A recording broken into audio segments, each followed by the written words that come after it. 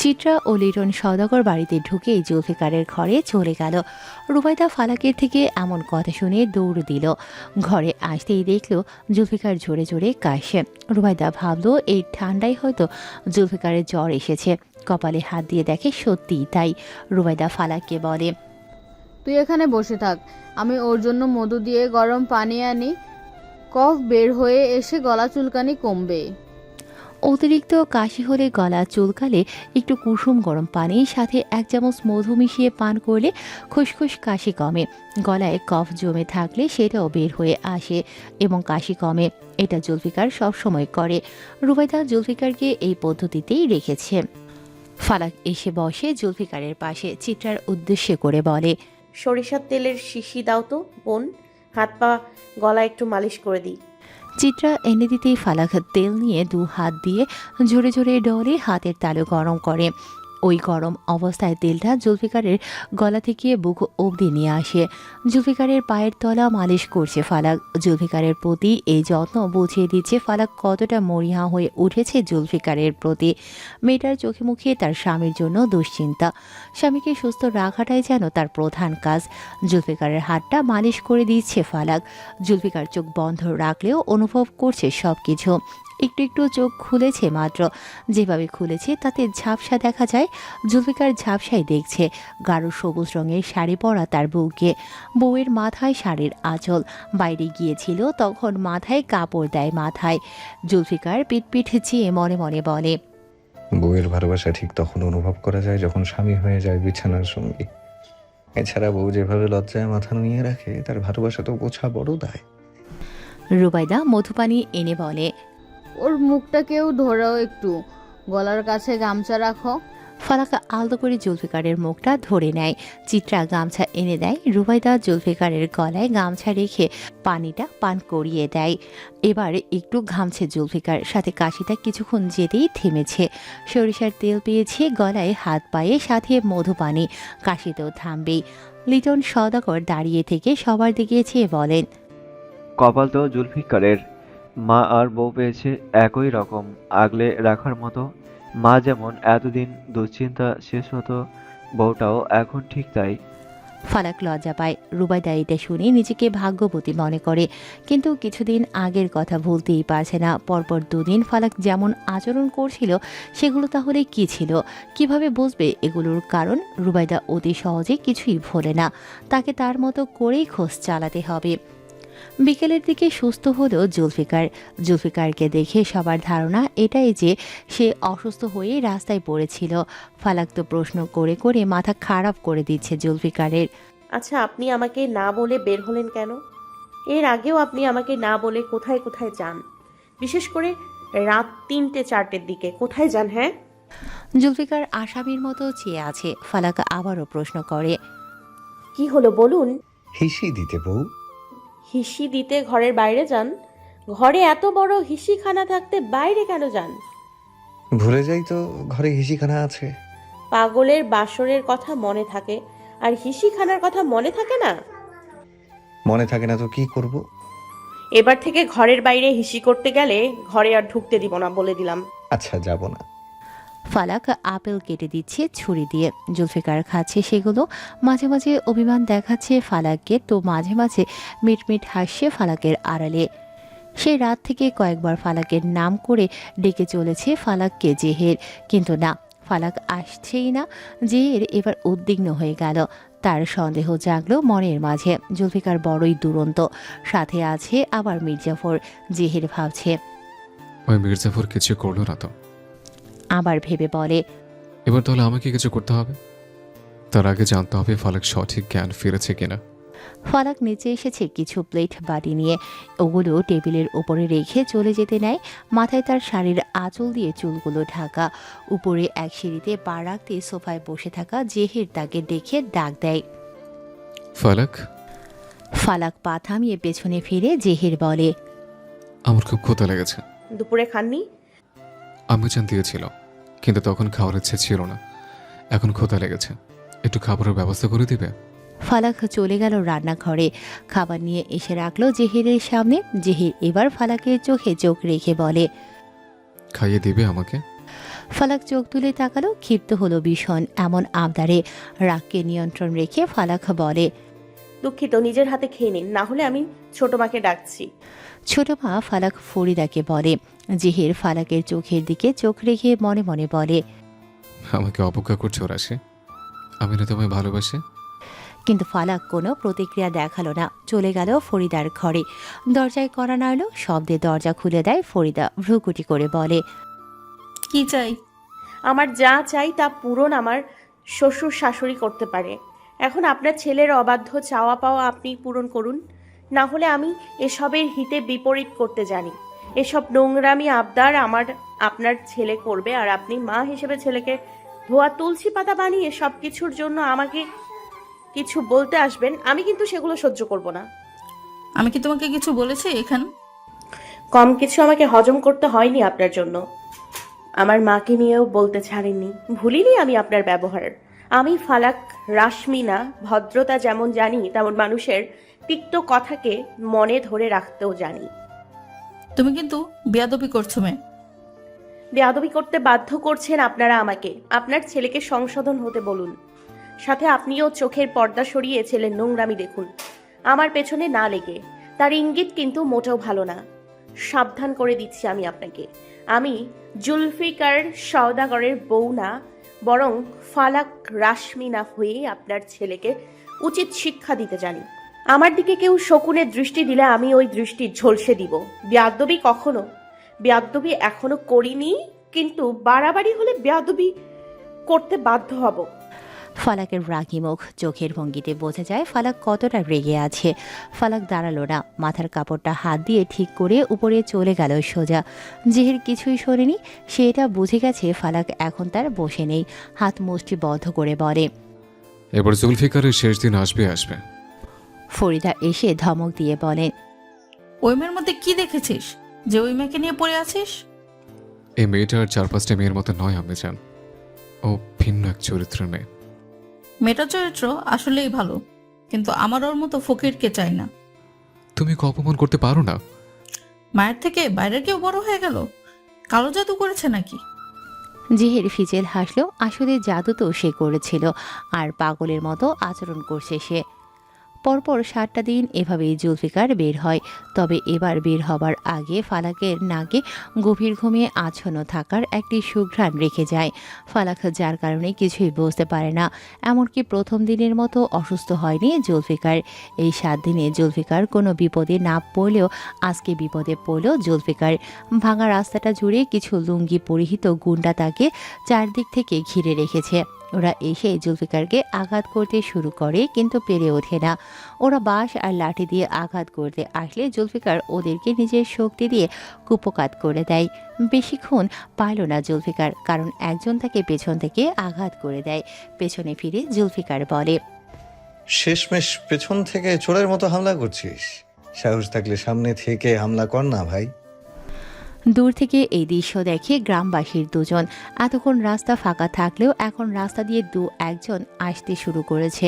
দুজন ব্যক্তি একটু এগিয়ে এসে দেখে জুলফিকার দাঁড়িয়ে আছে। ওকে ঘেরাও করে আছে মাস্তানগুলো। জুলফিকার লোক দুজনকে দেখে এবার আর মাস্তানদের পাল্টা আঘাত করে না, বরং ওদের আঘাত সহ্য করে নেয়। লোক দুজনের একজন দৌড়ে চলে আসে সওদাগর মহলে। এসে চিল্লিয়ে বলে ওঠে, কে আছো বাড়িতে? ও গিন্নিমা, ও কর্তা বাবা, আমাদের জুলফিকার ভাইকে মারতাছে রাস্তায় কিছু মাস্তান মিলে। বাঁচাও তারে, বাঁচাও তোমরা। দারোয়ান এবার দরজা খুলে দেয়।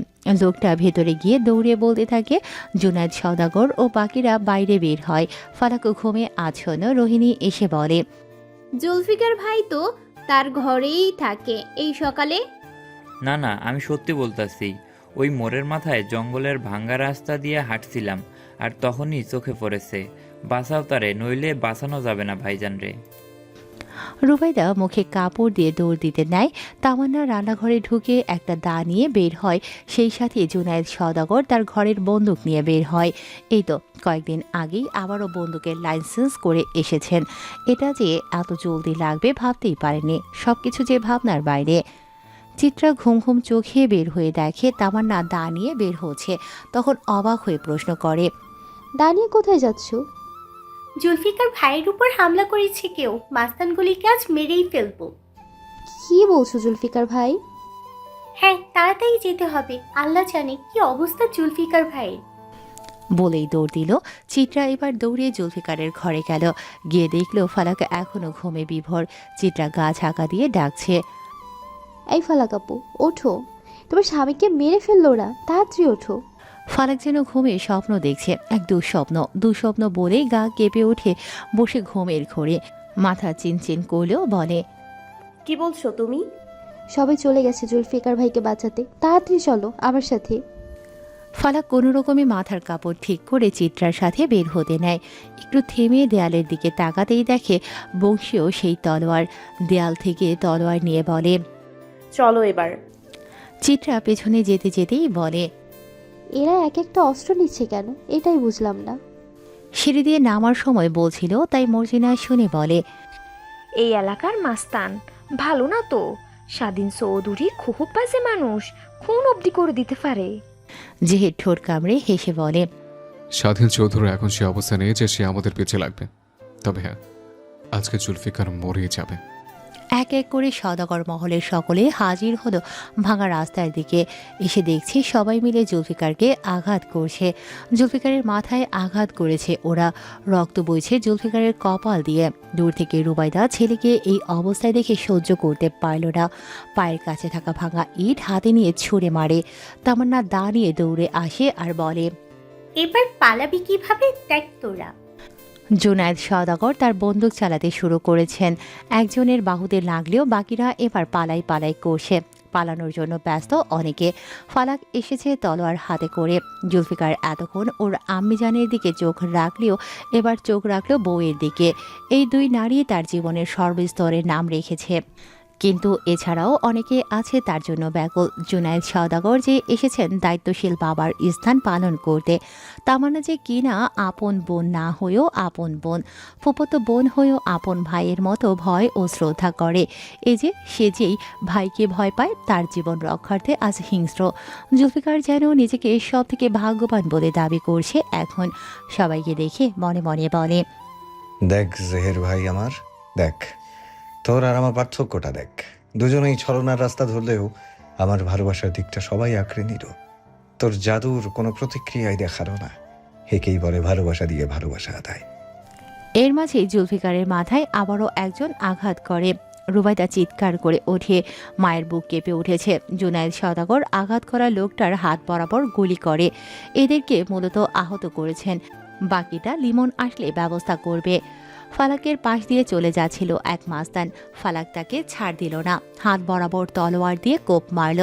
ধারালো তলোয়ার এটা। স্বামীর প্রতি আঘাত হতে দেখে সেও যেন হুঁশে নেই। একে তো ঘুমের রেশ কাটেনি, তার ওপর শুনেছে স্বামীটা আজ মারাই যাবে। একজন বউ হিসেবে এটা সহ্য করা সম্ভব নয় ফালাকের, যেখানে সে তার স্বামীকে গভীরভাবে ভালোবাসতে শুরু করেছে। রুবাইদা এসে দৌড়ে নিজের দুই হাঁটুর উপরে রাখে জুলফিকারের মাথা। ছটফটিয়ে কান্নার সাথে বলে, আব্বাজান, চোখ খোল আব্বাজান, খুব ব্যথা হয় তোমার কপালে। ডাক্তার ডাকো তোমরা, শহরে নিয়ে চলো, এখানে রাখবো না। জুলফিকার অজ্ঞান হয়ে যাচ্ছে। চোখ তার ফালাকের দিকে। ফালাক ছুটে আসছে। জুলফিকার তার মায়ের কোলে আশ্রয় পেয়েছে। রুবাইদা জুলফিকারের নীরবতায় আরও বেশি কষ্ট পায়। আঘাতপ্রাপ্ত অবস্থায় ছেলেকে আর কত দেখবেন তিনি? তারও তো একটা জীবন, ছেলেকে নিয়ে তারও তো কত স্বপ্ন। প্রতি পদে পদে ছেলেকে এভাবে জখম দেখে মা হয়ে নিজেকে আর সামলাতে পারে না। চিল্লিয়ে বলে, দ্রুত গাড়ি নিয়ে আসেন জুলফিকারের আব্বিজান, আমাদের ছেলে কষ্ট পায়। ফালাক ছুটে এসে ঝুঁকে বসে জুলফিকারের কাছে। জুলফিকারের মুখ নিজের দুহাতে ধরে বলে, আপনি চোখ বন্ধ করবেন না, আমরা এখনই কোনো একটা ব্যবস্থা করছি, আপনার কিছু হতে দিব না। জুলফিকার এবার সত্যি খুব জোরে ব্যথা পেয়েছে, তাই তো কথা বলতেও কষ্ট হচ্ছে তার। তামান্না কয়েকজনকে আঘাত করেছে দা দিয়ে, যে কয়েকজনকে পারে লিমনের আসা পর্যন্ত জখম করে নিজেদের কাছে রাখবে। জুনায়েদ সওদাগর গাড়ি আনার ব্যবস্থা করছে। চিত্রা লিটন সওদাগরের সাথে গাড়ি নিয়ে আসে। লিমন এখন যশোর শহরে, দুদিন ওখানেই ছিল, এখন কল পেয়ে আসে। এমনিতেই হাবিলদারকে জানিয়েছে সব কিছু, এখন শুধু আসার অপেক্ষা। গ্রামের অনেকে জড়ো হয়ে মাস্তানদের বেঁধে রেখেছে, এখন অনেকে তো ধরে থাপড়ে দিচ্ছে।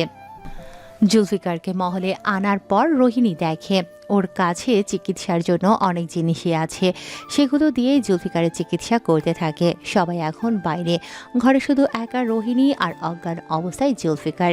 রোহিণী তুলো দিয়ে রক্ত পরিষ্কার করে, শুধু কপাল বেয়ে রক্ত পড়ছে। বেশি কিছু হবার আগেই সবাই জড়ো হয়, তাই সবার মুখে একটাই কথা, আমরা এসে জুলফিকারকে বাঁচিয়েছি। মাথার অন্যান্য ফোলা স্থানে এমনি ক্লোফেনাক দিয়ে দিচ্ছে রোহিণী। অনেকক্ষণ ধরে জুলফিকারকে দেখে রোহিণী বলে, অভিনয়টা তুমি খুব ভালোই জানো জুলফি ভাই, আমি ডাক্তার হয়েও হার মানছি তোমার অভিনয়ের কাছে। জুলফিকার ধীরে ধীরে চোখ খুলে মৃদু হেসে উঠে বসে বলে, কি করে বুঝলে অভিনয় করছি? তোমার জখমের সাথে কতটুকু কি যায় এটা একজন ডাক্তার হয়ে আমি জানবো না? তাহলে বলতে হয় বাংলাদেশে একটা যোগ্য ডাক্তার এসেছে। কেন অভিনয় করছো তুমি? করছি না, করেছিলাম, আজ থেকে অভিনয় বাদ দিয়ে দেব। কেন এত কিছু করা লাগে তোমার? কারণটা তোমার মনে লুকিয়ে থাকা গোপন প্রেমিক। ও আমার জীবনটা জাহান্নাম করে দিতে চায়, আমি শুধু সেই জাহান্নাম থেকে মুক্তি চাই। আমার মাঝে মাঝে খালামণির জন্য কষ্ট হয়, মানুষটা না পেলেও নিজের মনের মতো কিছু আর না পারছে ছেলের মনের মতো তৈরি করতে। খালামণি তো এসব রাগ জেদ যুদ্ধ পর্যন্ত পছন্দ করে না। শত্রু তো খালামণিরও আছে, কথায় কথায় অনেক কিছু শুনেও সে মুখ বুজে নিজের সুখ খোঁজে। তোমাকেও তো ভালো শিক্ষাটা দিয়েছে, তাহলে কেন তুমি ওই জেহেরের মতো হতে গেলে?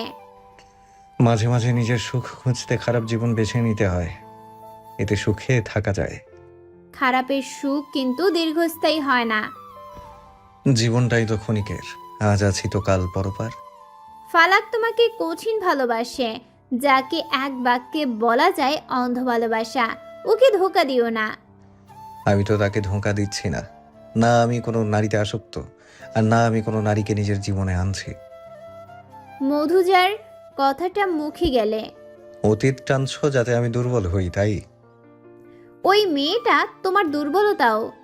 হুম, মধুজা কখনো আমার দুর্বলতা ছিল না, ও ছিল আমার দাবার গুটি, যেটাকে জেহের নিজের শিকার ও লালসা হিসেবে ব্যবহার করে বড্ড ভুল করে ফেলেছে। খেলাটা যে তখন থেকেই ঘুরে গেছে। তোমরা এত বাজে যে মানুষের জীবন নিয়ে খেলতে চাও। আমি তো আগ বাড়িয়ে কাউকে খেলায় সামিল হতে বলিনি, এরা কেন সামিল হয়? সব দোষ একপাক্ষিক দেখতে এসো না, পস্তাবে। তোমরা এগুলো কেন করছো? এটা তোমাকে জানতে হবে না, আমি কাউকে কৈফিয়ত দেই না, শুধু বলবো আমার রাস্তায় এসো না। ভালো আছো তুমি, এভাবেই ভালো থাকো। এই দিকটায় জানার আগ্রহ জন্মালে তোমার মৃত্যুও হতে পারে। বিষয়টা যদি ফালাক আগে জানতে পারে তাহলে সেও কি মৃত্যুর দিকে যেতে পারে? জুলফিকার চুপচাপ শান্ত দৃষ্টি দিয়ে তারপর বলে, সবাই আমার মেহবুবার মতো ভালোবাসা কুড়িয়ে জন্ম নেয় না, যে সবার জীবনের সাথে তার জীবনটাও আমি মিলিয়ে বলবো। নিজের বেলায় 16 আনা, অন্যের বেলায় কিছুই দেখলে না। নিজের 16 আনা পূর্ণ করতে গেলে অন্যের ব্যাপারটা দেখার সময় থাকে না। তোমরা পস্তাবে, খুব বাজে ভাবে পস্তাবে। সময় বলে দেবে, এখন যাও এখান থেকে। আমি বলে দিব সবাইকে তুমি অভিনয় করছো। মৃত্যুকে আলিঙ্গন করতে না চাইলে মুখ বুজে থাকো রোহিণী। আমাকে ধমকাচ্ছ তুমি? তোমার জন্য সবাই আতঙ্কে থাকে, আর তুমি ছলনা করে এসেছো। প্রতারক তুমি, প্রতারক। এই প্রতারক কিন্তু তোমার জবান টেনে ছিঁড়ে ফেলতে পারে, তাই সাবধান হয়ে যাও। ভুলে যেও না, জুলফিকার সওদাগরের ক্ষমতা অনেক বেশি। সে যদি জনসম্মুখে তলোয়ার হাতে খুন করে, কেউ মুখ খুলতে পারবে না। রোহিণী দমে গেল। এই বাড়িতে এখন জুলফিকারের ক্ষমতা বেশি, এখন তো সে সুস্থ জীবনের মতোই চলবে, কাউকে কিছু বলেও ভালো কিছু হবে বলে মনে হয় না। ওদিকে জেহের মানুষটা ভালো না, এগুলো রোহিণী বোঝে খুব ভালো করে, তাই মুখ বন্ধ করে বের হতে নেয়। পেছন থেকে বিছানায় বসা জুলফিকার আবারও বলে ওঠে, তোমার মনের মাঝে আঁকড়ে রাখা ভালোবাসাকে উপড়ে ফেলো মন থেকে, যে তোমাকে ভালোবাসে না তার জন্য এত দুশ্চিন্তা বানায় না। তোমার দিকেও কেউ ভালোবাসার হাত বাড়াতে চায়, তাকেও একটা সুযোগ দাও। ভালোবেসে ভুল করলেও আমি অন্তত অন্ধ নই। নিজেকে ভালোবাসার কাছে বিক্রি করে অসৎ পথে যেতে পারবো না। সেই বিশ্বাস আমার তোমার প্রতি আছে, কিন্তু তোমার দিকেও একজনের মন চলেছে। সে তো কোনো অসৎ উদ্দেশ্য পালন করে না, সে তোমাকে পবিত্র মন দিয়েই ভালোবাসে। পবিত্র মনের ভালোবাসা তো আমিও বেসেছি, কিন্তু তাকে কি নিজের করতে পারছি না তো। তাহলে সে না হয় আমার মতোই একপাক্ষিক হয়ে ভালোবেসে যাক। রোহিণী চোখের পানি মুছে চলে যায়। তার কষ্ট বাড়তে থাকে। নিজ ঘরে এসে হু হু করে কান্না করে দেয়। বারবার তার একটাই আফসোস, কেন আমি ওই লোকটাকে ভালোবাসতে গেলাম